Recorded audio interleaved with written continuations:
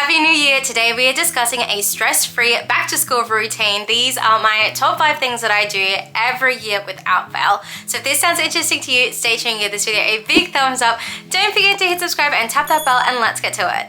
With 2 weeks until we head back to school, it is a crazy time in the Rashidy household, which is the reason why I'm sharing my tips and tricks on how we get ready. And the first of that is school uniforms. Now, we get this organized as soon as we possibly can, and that generally looks like the first weekend in January. We head to the shops and we get our kids' shoes, we get any accessories for their hair, and then we go uniform shopping. Now, thankfully, our girls are staying in the same area of the school and their uniform is not changing. Their formal and sport uniform are exactly as it was last year. The only thing that we are needing to get them is new socks, just because socks really do thin out throughout the year. Now, part of our checklist for uniforms is making sure that we use discounts when we buy our kids' shoes. So we always get our school shoes from Big W and we save our 10% discount until we go shoe shopping.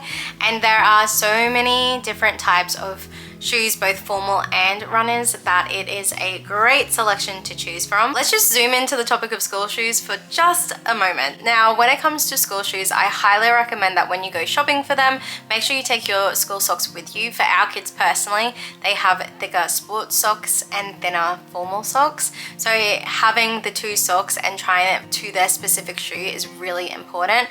I also highly recommend, as a primary school teacher, that you allow your kids to wear their new shoes prior to the first day of school. Allow them to break their in. If it's the first time that they have shoelaces, teach them how to tie their shoelaces, let them practice it, because in the hustle and bustle of the actual first day of school, emotions are really heightened, and having those new experiences isn't always the best thing to do on the first day. Now, this is super important, especially if your child has any sensory issues. You want to make sure that you are allowing time to regulate them and get used to the new sensory. Try your shoes on and wear them in before the start of school. Now, another hack that I'm going to share with you is something that I do on the 2nd of January, and that is I order my Hippo Blue stickers. I order every year without fail, and they have a back to school like basics pack or essentials pack that I get, and it's roughly around $11, and in that pack are a whole heap of stickers that you can use for books, you can use for stationery,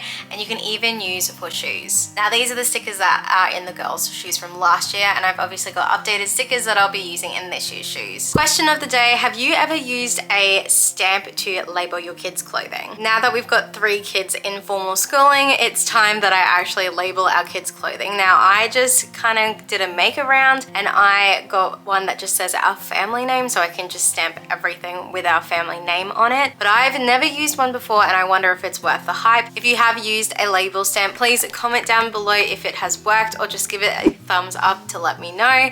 I'm very intrigued, because if it does, this is going to save me so much time, and I'm very looking forward to it. Now, if you have girls like us, I highly recommend at the beginning of the year, while you are doing your back to school shopping, you also pick up your hair accessories. These seem to disappear like bobby pins, so I always get a selection of bows, ribbons, and hair elastics. These will not be going into the bathroom until the week of school beginning, because the kids will use them throughout the holiday, lose it, and my supplies will dwindle before we even go back to school. The next topic is lunch boxes. Here in the Rashidy household, our kids get eskies because that's just the culture within our school. So the school doesn't have any rubbish bins, it doesn't have any ways to keep food cool. We take eskies. Every year the girls get a new esky just due to wear and tear. Somehow, by some unknown reason, they always seem to break. So this year we got these eskies from Big W, and they were only $22, which is really good. Now, the reason why I get this esky is because it fits our lunchbox. I have been using this Sistema bento style lunchbox for 3 years now, and I really love it because it helps me to pack lunchboxes without feeling mentally drained. So there is a system to packing one of these in our household. I'm going to show you very quickly, just based on the different levels.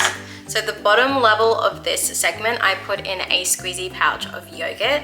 Then I place the lid on top, and this is where their sandwich goes. Now in the bottom part of this compartment, I put a treat from our snack drawer, and then on top of that will go their vegetables. Our kids really love cucumber and capsicum and carrot. And then finally in this section is the reason why I bought this lunchbox, because our kids need their fruit break, and this is a great container that can get taken out of the lunchbox but is still within it for travel purposes. Now this is where your Hippo Blue stickers will also come into play, because they fit onto all sorts of container shapes, and the best thing is about those stickers is they are dishwasher safe. We have put the stickers through the dishwasher on containers for an entire year, and they're only just starting to fade now. Long gone are the days where you would write the name on and it would get rubbed out. It's just really easy, so highly recommend it. Now just a teacher tip, if this is your child's first time having a certain style of lunchbox, I highly recommend that you do some practice lunches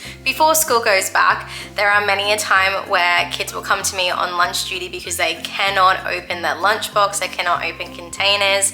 I as a parent also like to crack the yogurt pouch lid and then just loosely put it back on, so that way the kids can do it themselves. I also snip any packaging just so that they can just then easily rip it when they're at school. So all of these little things I have learned along the way, both from a parent perspective as well as a teacher's perspective. And unfortunately this year they didn't have a wide range of colors available, and the girls picked the exact same color, which is the blue, but I'll put their personalized stickers on top of them.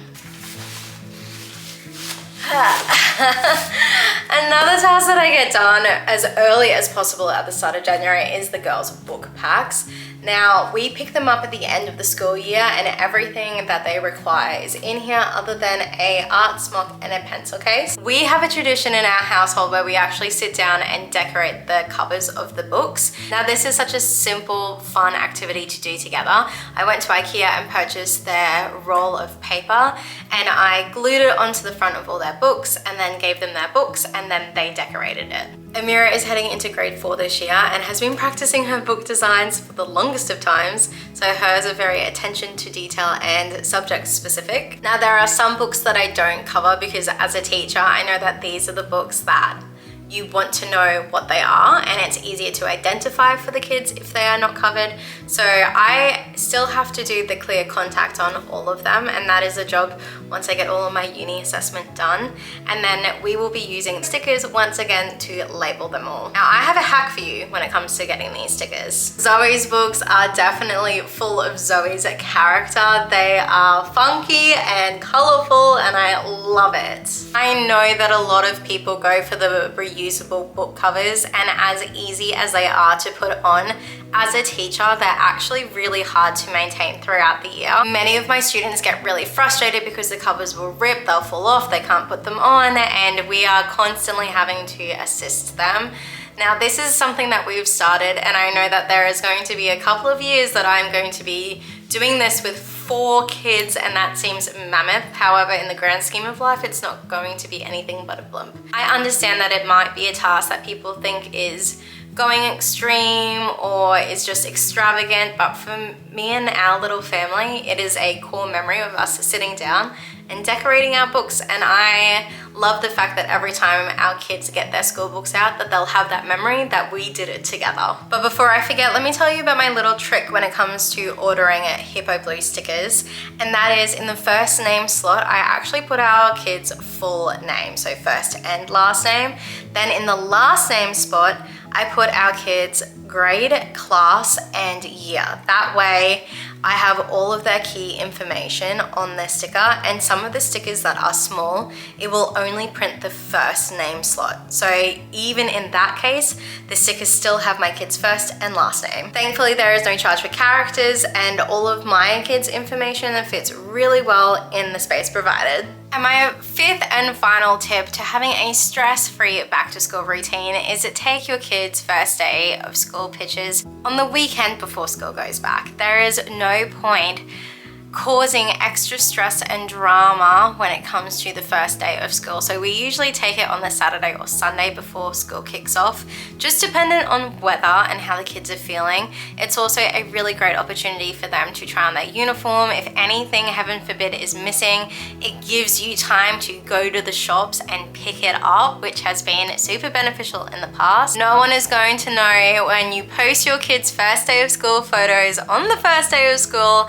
that they were taken a day or two beforehand. So put it on your calendar and take it a little bit earlier. It also just allows for it to be a relaxed, calm atmosphere. All of the stuff that you are prepping before going back to school should hopefully enable you to have a really enjoyable time starting the next chapter of your kids' schooling life. Now, if there's anything that you do in your preparation for back to school that I've left off my list today, please comment it down below because I would love to know it. But thank you so much. I hope that your back to school is stress-free. Please give this video a big thumbs up. Don't forget to hit subscribe and tap that bell because this parenting gig doesn't come with a rulebook. We only have each other. And I'll see you next Monday. Here on the end screen, I've left 2 more videos just for you, so keep on watching. Bye!